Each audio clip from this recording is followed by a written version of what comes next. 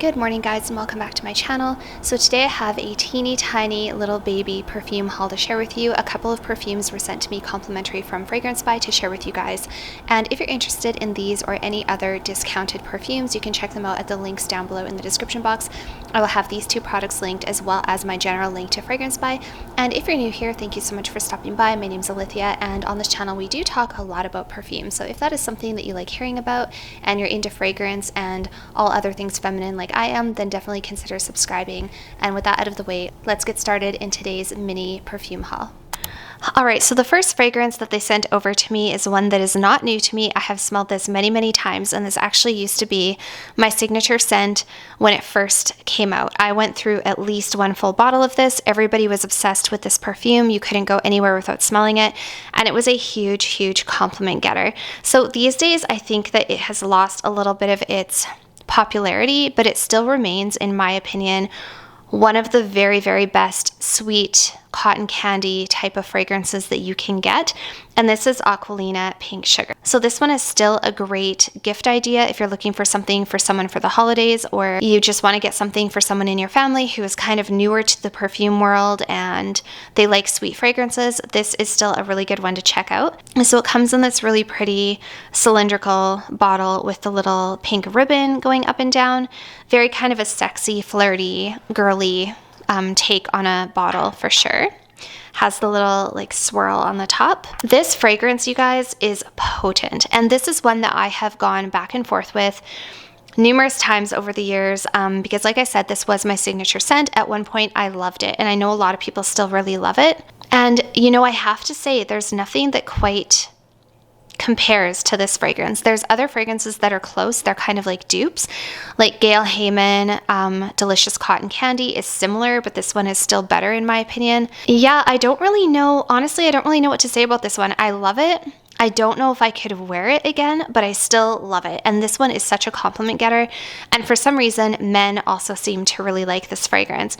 And this is also very affordable, especially on FragranceBuy. You can get this for such a cheap price, you guys. It's still circulating. It actually blows my mind that this scent is available for as inexpensive as it is, because it is one of the best performing fragrances you can find. It lasts forever. It is a complete beast. And this is actually an eau de toilette. So for being an eau de toilette, this is a crazy long lasting projecting perfume. You really don't need very much of it. Oftentimes I think that I should have it in my collection just for that simple fact that it's likable. It's a compliment getter. Guys like it. You know, I think my boyfriend would really like it. It would be a great scent to wear if you really want to be projecting and leave an impression on people. This is such a good one. I think that this perfume gets some hate. I think people give this perfume hate because it has been around for a while. It is very inexpensive. It smells quite young. It's a little bit dated at this point almost. Like, it smells a little bit dated. It's almost 20 years old, you guys. This came out in 2004. I can't believe I'm saying that. But I think you can't really judge a book by its cover, and you can't judge a fragrance or judge who you might think would wear that fragrance. Like for me, I picture someone very young, maybe in their teens, early 20s. This for me is just not the same caliber for me as something like Chanel, Gabrielle, or Christian Louboutin, Libby Rouge, or Mon Guerlain, or something like that. This is just a little more juvenile, a little bit more young, a little more dated, a little bit more, I don't know. But I will say, you guys, I do know a lady who wears this, and this is her signature scent, and she is in her late 30s, early 40s, and she is a very well-educated woman, very affluent woman. I've worked with her before, and this is her signature scent. And you can tell when she's there, as soon as she sits down at the desk or whatever, you can tell that this is what she's wearing, and she rocks it, and she wears it very well. And you know, so it's not the perfume that wears the woman, it's the woman that wears the perfume. So I think no matter who you are, no matter what your age is, this perfume is still a great one and definitely can be very flattering and very complimenting to a person. For me personally, would I be able to wear this one? I don't know. I don't know if I could. It reminds me too much of another time in my life, and it's too nostalgic for me, I think. Really don't know if I could ever wear this one. And there's nothing quite like Pink Sugar. There really isn't.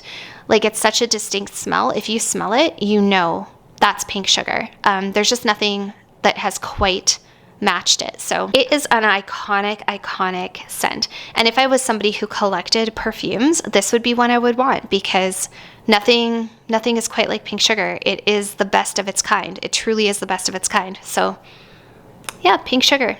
So let me know what you guys think if you have smelled this one before. And again, thank you to FragranceBuy for sending this to me to share with you guys. All right, so another fragrance that was sent to me from FragranceBuy to share with you guys is Armaf Club de Nuit. Now they did send me a gift pack. So this is a little gift set that it comes with. So it comes in this beautiful little box. This would again make a great gift, especially with the holidays right around the corner, if you're looking for something that is affordable but also really nice and just kind of a nice thing to gift somebody. And it also came with a perfumed body spray. So this would be something you could keep like in your gym bag or in your work bag or something like that, just to freshen up throughout the day. So this is the perfume itself, and this is Armaf Club de Nuit. Now I have also reviewed this one on my channel. I used to have this a long time ago, but it's been a while since I've talked about this perfume as well as the Aquolina, so I thought why not revisit them? I know I have a lot of new viewers and they are really great perfumes, so they are worth revisiting. So this one has often been touted as a very affordable dupe for Chanel's Coco Mademoiselle. So if you're looking for a pretty close dupe to Coco Mademoiselle or even Miss Dior Cherie, those kind of perfumes, something that is a citrusy, rosy patchouli, very classy, very sophisticated, this is definitely a good one to check out. It also has amazing lasting power, you guys, and it projects really, really well, and it's super, super affordable. So the bottle, again, also bears a resemblance to the Coco Mademoiselle type of vibe. It's got this beautiful pink juice and sort of the flask looking bottle with the little diamonds on the top. And this actually makes quite a nice gift idea for somebody, especially if they're people who are new to the perfume world. They don't really know a lot about perfume. This one would likely be new to them, something they haven't heard about. So I have just taken the cap off there, and I'll just give you a close-up of what the bottle looks like. Now this little charm here, I believe, is actually held on there. I think that comes off. I think it's held on there with like a little bit of glue, just so it's not like bouncing around, but you can remove that and then it kind of just dangles, and it's quite a nice ASMR moment. I really love the sound of glass and metal together with perfume bottles. It's just there's something about it that I really like. So yeah, the bottle is really nicely designed, and this is quite a beautiful, luxurious, heavy-duty looking perfume bottle. So the notes that you have in here are orange, grapefruit, bergamot, and peach. So a very citrusy, fruity, fresh opening. You also have rose, jasmine, geranium, and lychee. So again, that lychee is such a beautiful, sweet, fruity note. And lots of rose, and that is very predominant as well in the Miss Dior perfumes as well as in Coco Mademoiselle. And then you have patchouli, vanilla, musk, and vetiver. And yeah, you guys, this is... Now, I have had Coco Mademoiselle.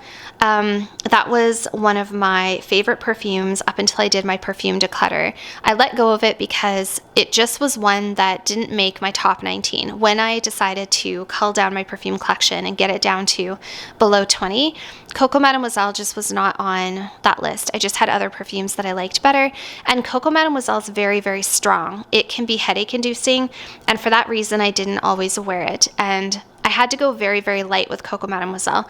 I will say that this does smell pretty close. It's not a 100% dupe. Yeah, it's not a 100% dupe. This is a lot more, I would say, this is more earthy, more vetiver, more patchouli, and it's a little more fresh. Coco Mademoiselle is more like soapy. I think there's also tonka bean in Coco Mademoiselle. That one is just a little bit more... I want to say sexy, flirty. This one is more of a chypre almost. Like this one is more earthy and fresh. Patchouli, vetiver, citruses. It's a very soapy, fresh, citrusy fragrance.